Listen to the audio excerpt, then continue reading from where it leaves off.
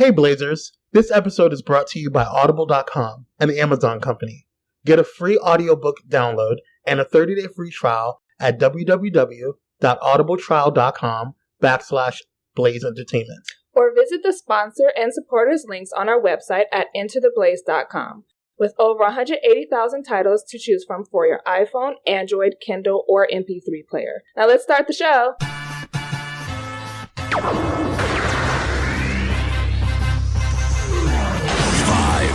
4, 3, 2, 1, 0. Let's start the party.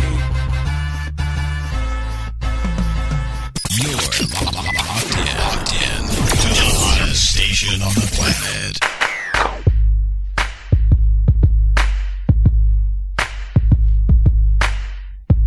What's going on, Blazers? We are back with another episode of Blaze Entertainment. I'm your host, Kwame, joined by the beautiful, the melanin proficient, the queen of Blaze, Miss Free. What's up, boo?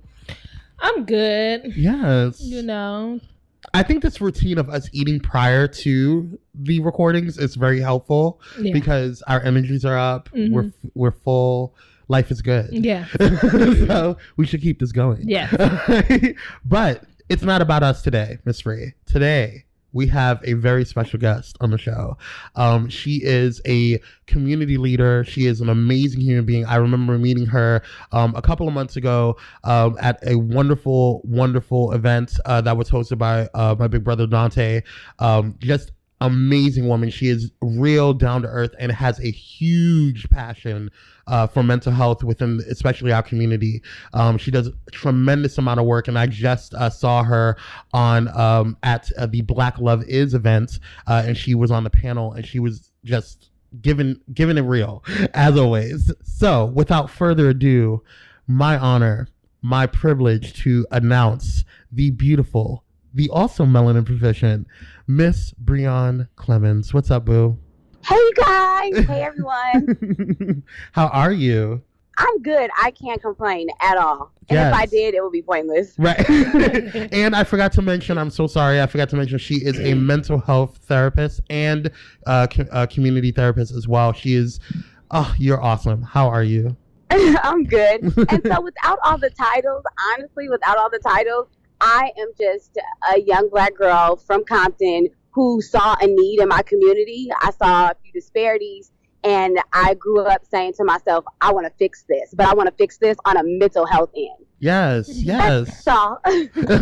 Awesome. And so without further ado, why don't you tell us who you are, why you do it, or what you do and why you do it? Okay. So basically, like my dear friend Kwame said, I am a mental health clinician, and I'm also known as a community therapist. And with that, it's just basically I go out into different communities and I provide therapy to clients of all milieus. I've worked with all populations, from what they call transitional age youth within the foster care system. I've worked with veterans. I've worked with seniors. I've worked with the LGBT community. There is literally no community not worked with where we basically uncover our shit. We put everything out there in a room. We cry, we cuss, we laugh, and it's just, we have a good time. But overall, we process things that are needed. And what brought you into this field? Like, what pushed you? You know, there's so many different, issues that goes on within specifically the Black community. So what pushed you towards mental health? Oh, my goodness. That's a really, really good question, actually. And like I said before, I grew up in Compton. And I saw so many things growing up. I experienced so much. And although some would say I had somewhat of a sheltered childhood because my parents didn't really have me into too many public schools, I grew up in a school setting known as a Montessori school. Mm-hmm. And then as I got older, I went into public schools. And in Compton, let me tell you, I grew up on Long Beach Boulevard and Alondra. And for some of those who don't know about Long Beach Boulevard and Alondra, it is what they call the Blade or the track. It is where you will see prostitutes and dope dealers all on the same block. Mm-hmm. And I knew that something is up and something's wrong. And these girls and these guys are on this corner for a reason, but I'm not sure why. And I think they're missing something. There's a void in their life. Mm-hmm. And I took it upon myself. I said, you know what, when I grow up, I want to heal these people. I want to heal my community, and I want to help these people so that it can then become a ripple effect to help others. Amen. Amen. Amen. So, you being a mental health therapist, me and Kwame are avid fans of Black Panther. Have you seen that movie? Oh my God, yes. If you're Black, who hasn't? Okay. Right. Okay. Wakanda forever. Forever. So I was reading an article earlier today, and they were speaking about the character Eric Killmonger and how he has a lot of childhood trauma and how that displays in his character as an adult. So you being a mental health therapist, a community clinician, how can you relate? Because I know a lot of Black people relate to Eric Killmonger on many different levels. Absolutely. So could you kind of like go a little deeper into, Black people trauma and how and why we would as a community identify with Eric Killmonger so much? Okay. So basically when you look at community trauma, you look at it through either it directly affects you or you're witnessing it, right? And so for those of us who are directly in it, we feel like we're trapped. Those are those kids in Compton who are in foster care or whose grandmothers raised them and their parents are incarcerated. So when we're looking at community trauma, you can look at it from different lenses. You can look at it from being in it and feeling trapped in it, or you can be that person that's witnessing it. So a lot of individuals who live on the outskirts, be it Torrance, Hawthorne, things of that nature, they're witnessing it. But for those kids who are in Compton, who are being raised by their grandparents or who are foster kids or whose parents are incarcerated, or let's even say those kids who are being raised by a parent who has a mental health diagnosis, but it's undiagnosed. These kids are growing up with a trauma. These communities have a trauma that other communities have no idea of. And so when you look at Black Panther, you have Wakanda, where they have unlimited resources. And then you look at places like Compton, where we have very, very limited resources. And so for the communities that have limited resources, they begin to do things in order to survive. And in order to survive, the things that they have to do become traumatic experiences. So these kids, they witness it, and adults, they go through it. So for Killmonger, I feel like either his community was going to hurt him or heal him. And it's almost kind of like the thing that we talk about with Monique. It's not about what you say, it's about how you say it. Because we know that there's fact in what Monique and both Killmonger are saying. There's actual fact in it. But it's about how he went about it. And it was his hurt, it was his pain from his childhood that drove him to go back to Wakanda to hurt other people. And that's what often happens. And that's what people like me, community therapists, that's what we go in to do. We go in to do what we call damage control. Well, God bless you. No, seriously, because that's something that I've been looking at a lot, especially with the youth, that and the younger gay and bi men that I work with, that they tend to bring up generational trauma, and all of us have generational trauma just as being Black in and of itself. So but starting this, I've noticed that millennials have started to identify it a lot more, and have started to speak out about it, and I appreciate that because of the fact that we when you can't really fix a problem until you identify it. You know what I'm saying? You can't really fix a problem until you acknowledge that there's a problem and that it exists. And one of the things that you actually talked about at the Black Love Is event when you were a panelist there was that what happens in this house stays in this house, and that's a huge kind of a thing that has been and stigma that's been in this in our community for a long time. Like, whatever's going on, we don't talk about it. We don't talk about it outside of this house because it's nobody else's business. And to a point that's okay. You know what I'm saying? Like, you don't want to be spreading your business out to everybody and their mama because you don't know what they're going to use against you. But at the same time, it's gotten overly used to the point where now you don't even talk about it, externally. You internalize everything and you don't even want to seek help. And so my question to you is as a therapist, and as someone who is a person of color and a woman of color, and you identify with other, I'm sure your clients and other people that seek, guidance and counsel from you. How do you bridge or break that gap, that barrier that's there, that even though it's one thing to talk to a therapist who may not understand your experiences, but you understand their experiences, you understand what's going on, but how do you still then go a step further and break that barrier that's there, that even though, I see a woman of color, I see, somebody from my community, I still have to keep my issues internalized because that's what I was taught to do. Right. And so I handle everyone with empathy. I make sure that every hand I shake, every hug I give, every session that I am in, I handle people with empathy because I don't know what that person just walked into my room with. Right. Mm-hmm. And so when I'm dealing with people, I make sure that I don't bring my baggage into it.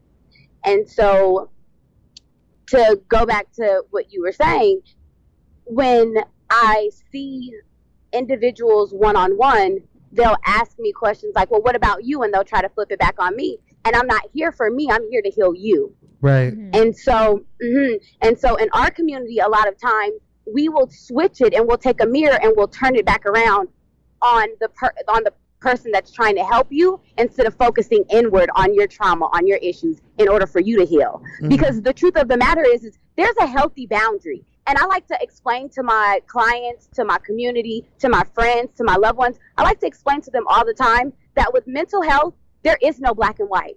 There's huge shades of gray. Mm-hmm. There's a lot of shades of gray because in life, there is no black and white. There's room to wiggle around. There's flexibility. And so when you're thinking about rebuilding a community and healing a community, everything cannot be in black and white. So when you're talking about habitual things that we've been taught or that we've been told is okay or healthy within the black community, there are so many gray areas to where I have to literally sit with my clients and do what we call reality testing. Mm-hmm. Because what mama and what the church and what other people have taught you growing up, is that real for your life now? Right. Does that work for you? And how has that worked for you in the past? Because if we look at your life now and we look at the things that we were taught in home about be quiet, you are to be seen and not heard, all the things that we were taught growing up, if we were to use those and apply those in today's, we drowned. And some of us are still drowning in that mentality. It's a mentality that you have to unlearn, that you have to untwist. And so, like I said, I deal with everyone with empathy, knowing that some people still are stuck in that mentality. I try to guide them and I try to talk to them and just kind of remind them of what it is that they need. I try to bring them to their own truths so that they're able to realize it for themselves, so that they're able to see what Big Mama taught me and what Pastor so-and-so taught me. That may be cool. What's good for the goose ain't always good for the gander. Well, and that may have worked back in the 60s, but baby, it's 2018 right now, and that's not working. And I have to find my truth, and I have to walk in my truth. And I wanted to bring up because since Ms. Free brought up, Black Panther, we did a review and we actually had a very interesting dialogue about Black Panther. And even though we all know Wakanda's not, real, so we say, we don't know that. We don't know that. but if we're being real about it, we know that it is a fictional story. It is something that, it is not, technically real. But at the same time, people have gravitated towards the idea of Wakanda and the idea of Black Panther and what that means, to the Black community, because the Black community has been so displaced, especially from, situations where, being displaced from the motherland and not having a connection to it, and then feeling like, African Americans and then Africans are separated, so much. So I guess my question would be with after watching a Black Panther and after seeing the phenomenon that it's caused, do you think that it will bring the Black community together? And if so, what are certain issues that we need to, as a culture, need to start working on in order to progress and move forward? Well, I feel like we already are starting to do that. I mean, look at how we all came together and we all showed up and showed out at all these movie theaters. Mm-hmm. Numbers don't lie. Right. Men lie, women lie, numbers don't. Mm-hmm. Did you see their sales? Right. Their sales were like out of this roof. So when I think about how we as a community could change things, I would probably have to say moving as a unit. Moving as a unit. So when I see things like Monique standing up and saying, hey, this is what's going on. Her delivery may not have been the best, but she's saying something that you guys should be aware of. Let's pay attention and let's stand behind her and say, hey, sis, we're here to stand behind you. You know, and it's not just because you're Black, it's because we're standing up for what's right and wrong. Mm-hmm. And so with the Black community, sometimes we have this mentality of that ain't my business. And we walk away. We see things that are wrong and we'll say, that ain't got nothing to do with me. That ain't gonna stop my coin. So let me keep walking and let me mind my own business. Mm-hmm. If you know that something is wrong, just like I knew as a kid that something in my community was wrong, what are you going to do to fix it? I cannot tell you how much it made my heart happy when I scrolled through my timeline and I saw African print after African print showing up at all the Cinemarks and AMC theaters. I said, well, come on, Black people. Mm-hmm. If we had to get together like this for a film, ain't no telling what we can do. Right. And so it's about unity. It's about loving each other. It's about creating a different paradigm, a different mentality, so that we can all sit at the same table together and say, hey, sis, what can I do to help you out? Because mental health can help out education, mm-hmm. and education can help out politics, and so forth and so on. So if we can all come together, it ain't no stopping us. Right. We come from kings and queens. Ain't no stopping us. Mm-hmm. But we just have to shift our mentality sometimes. God, I wish it's our trauma. It's our trauma. I know. I wish we can stay on the phone for hours, but we can't. So I wanted to know, like, for Blazers that are out there that are listening, mental health is such a huge issue and focal point for a lot of the problems that we have in our community. So with people like Breyon, Breyon, where can people in the LA community find you and seek assistance? Like, what's your emails, your socials, your websites, all those things? Where can people find you? Okay, so for my Instagram, you can find me at Bree Therapy, and that's at BREE Therapy. For Facebook, it's pretty much the same thing, Bree Therapy. I am getting ready to start a nonprofit called Future Thinkers and Leaders of Tomorrow, where I'm going to be taking youth out of the inner city communities and basically teaching them all of the things, all the tools that they need to be successful in life. I'm talking about everything from teaching little boys how to tie a tie around their necks, yes, to doing debutantes with little girls and teaching them what fork goes with what and what spoon you eat when you go out to a gala or a ball. Come on, so Black I'm just excellence, up our community so that we're leaders. Y'all watch out for me. I'm coming for y'all communities, and I'm finna clean some stuff up. I got some healing to do. Yes. That's what do the work. Do the work. That made me feel Don't talk about it. Don't talk about it. Be about it. Right, Breyon, you're. I seriously have to say, like, we talk so much on the show about, people throwing shade and people, knocking those that are trying to do the work. But I really commend you on the work that you've been doing, that you have done, and the work that you're going to continue to do. So we need to see more queens out there like you. Thank you so much for what you do. Yeah, thank you. And thank you, Miss Free. And thank you, Kwame, for having me. For sure. We need to have you on the show again. We're gonna keep in contact, man. We're gonna keep in contact. Oh, for sure. Yes. Well, thank you guys so much for listening. Definitely go ahead and check out this episode as well as others by visiting our website at www.entertheblaze.com. And don't forget to check out our sister podcast, After the Blaze podcast, with Hope Giselle and 50 Shades of Gay. And don't forget our mother network, Pyro Media Network, where you can find amazing content from amazing shows, and definitely check that out by going to www.pyromedianetwork.com. Miss Free, you good? I'm so good. Okay, we are out.